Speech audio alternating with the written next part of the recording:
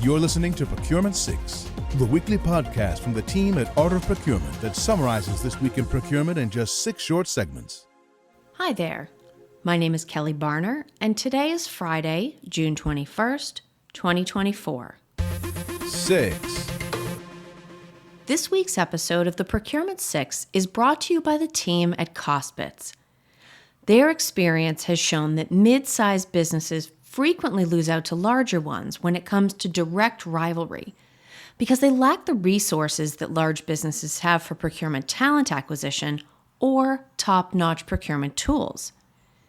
They must level the playing field by utilizing techniques and operating methods that suit their actual resource pool and budgets if they want to compete against the dominant players in their industry. CostBits' consulting division found that while procurement teams in medium to large-sized businesses need spend analytics, many mid-sized companies are unable to afford the solutions and the implementation costs, and they have made it their mission to change that. Click the link in today's show notes to learn more about how you can become a test user for free. 5. In this week's episode of the Art of Procurement podcast, Philip Eidson spoke with Paul Dhaliwal, director of the U.S. Capstone team at KKR, about the specific ways private equity procurement teams drive value creation through the use of GPOs and careful cost avoidance tracking. At one point in the conversation, they discussed the ever-persistent data problem procurement continues to face. There is no perfect data today, so in absence of that today, we have to take the known knowns and extrapolate from them. We have to use our past experience. Yeah.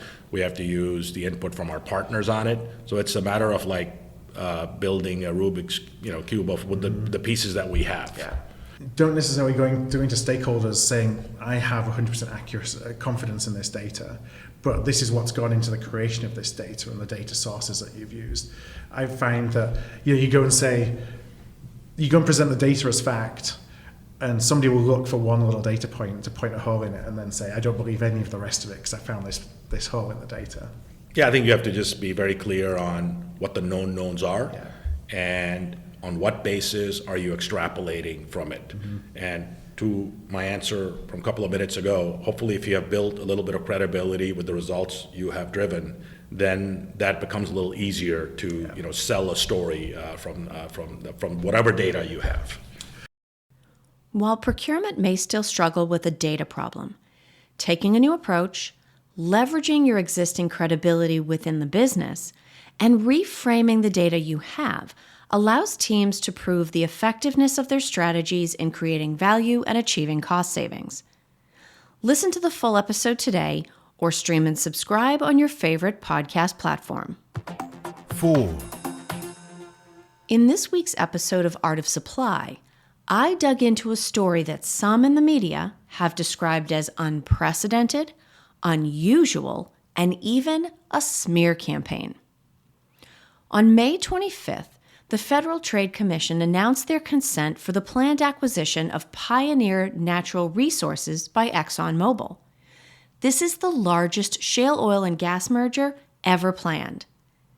The consent may not have been a surprise, but one of the conditions was that former Pioneer Natural Resources CEO Scott Sheffield was prohibited from taking a planned seat on ExxonMobil's board. He was also accused of colluding with other industry players to increase consumer prices and maximize company profits. But this is not a cut and dry story. Is Scott Sheffield a colluding villain or a scapegoat of big oil and the federal government? It all depends on which set of spokespeople you listen to. To hear the full episode, which covers both sides of the story, you can go to artofprocurement.com/supply or sign up to receive the Art of Supply LinkedIn newsletter. This is Procurement 6 from Art of Procurement. To get notified every time an episode is published, go to artofprocurement.com/subscribe. 3. This week, we dropped a new episode of the Love Procurement podcast, produced by Art of Procurement and Evalua. I spoke with Daniel Amzalag, co-founder and chief operating officer at Evalua, about his perspectives on implementation, change management, and adoption. He shared practical but strategic advice about when implementation should begin and when, or if, it truly comes to an end. He talked about the benefits associated with managing implementations through a series of phases, and the common roadblocks and key success factors from the implementations he has seen, as well as how procurement can ensure continuous improvement.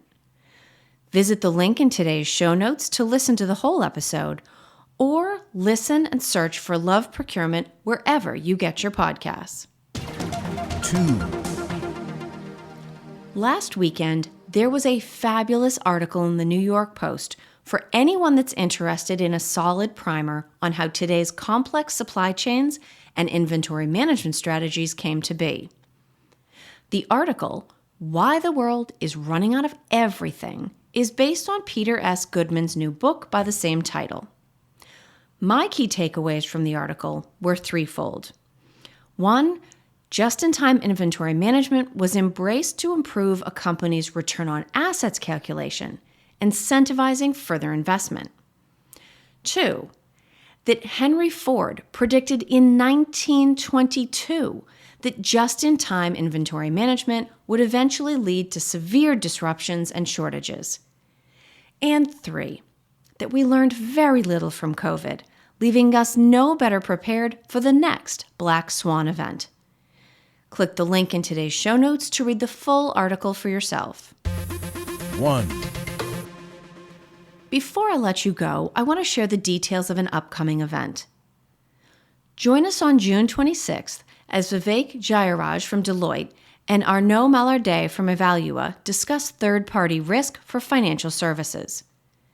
They will answer live questions about achieving alignment between supplier management processes and technologies, use cases for embedding generative AI in third-party risk management platforms, and supporting business practices with well-integrated digital platforms.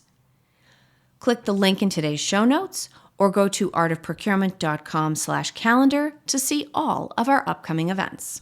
Thanks for listening. We'll be back next Friday at 6 a.m. U.S. Eastern Time.